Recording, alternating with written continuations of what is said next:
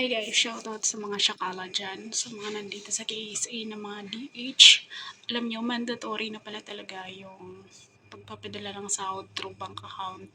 Kailangan may bank account kayo mismo dito sa Saudi. Kailangan sa mga cellphone nyo, meron na kayong AppShare. Mandatory na pala talaga siya kasi ah nung nakaraan, ah yung sahod ko is through ano talaga siya, through GSTCB ng anak ng employer ko. Tapos, i-claim ko siya. It's either padala ko diretso Western Union sa Pilipinas or it's either i-claim ko siya sa GCash via Western Union. So, ganun yung nangyayari sa sahod ko. Or depende, pag claim ko siya ng cash. So, depende siya.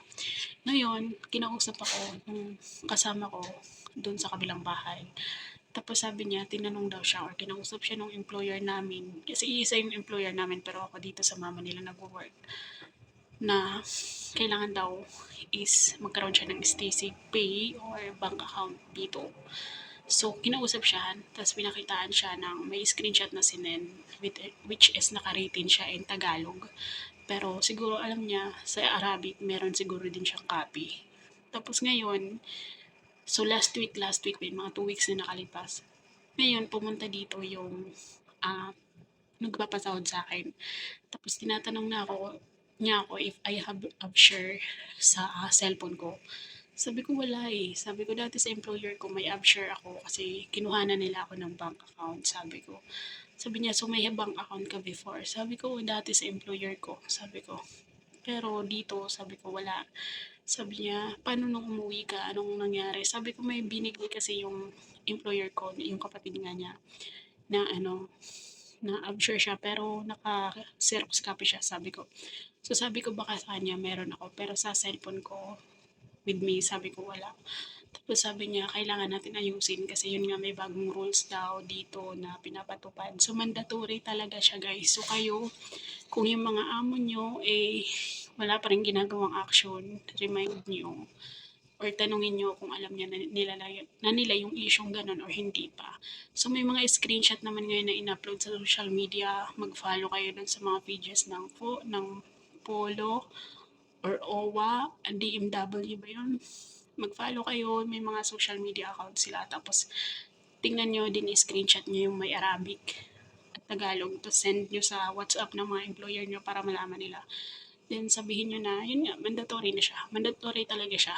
Kasi sinabi sa akin ngayon ng employer ko, nung anak ng employer ko na it's should be policy. Sabi niya ganun. It's new policy and should be ano daw, action with action, sabi niya.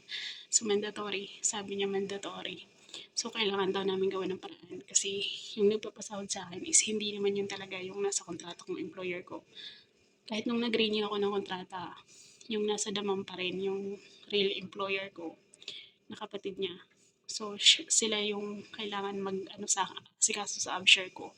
Which is, sabi niya, madali naman daw gawin kapag sa cellphone ko na lang. Pero kailangan daw malaman niya kung meron talagang hawak yung employer ko doon or mayroon na.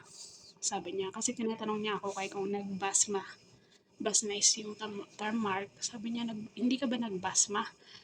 Sabi ko, wala akong matandaan na nagbasma ako dito. Sabi ko, para sa AppShare. Tapos sabi niya, okay, kailangan yun gawin. Sabi niya, di ba sinama daw ako ng nanay niya. Sabi ko, para lang yun sa ikama. Sa ikama nang kumuha kami. So sabi niya, baka meron na. Baka may AppShare ka na doon. Sabi ko, meron niya kasi may screenshot nga pinasasahan yung employer ko. Sabi ko, pero parang ID lang siya. Pero yung application talaga, sabi ko, wala. So yun, kasi kailangan daw gumawa ng account. So yun lang, share ko lang sa inyo para aware kayo. At yun, gawin nyo. Hanapin nyo yung mga, yung ina-upload ng ibang mga ano dito sa social media. Tapos send nyo sa mga employer nyo para at least may reason na kayo para magbayan sila ng sahod nila. Lalo na sa mga delay. Yun nga, sabi nga ng employer ko kasi may mga employer daw na ganun na hindi on time magbayad ng sahod. So kaya daw pinamandatory yung rules na yun. So ayan, wala na silang takas, lalo na sa mga laging delay yung sahod dyan. Dati danas ko yan. At sobrang hirap. Sobrang nakaka, alam mo yun, nakaka-visit yung mga ganong employer. Pero ngayon, kasi mandatory na siya, at least mapapasahod na sila ng on time. So yun lang. Thank you for watching H. Medyo Lina, your Shakala Malipinang Salpi dito sa Saudi Arabia. Bye!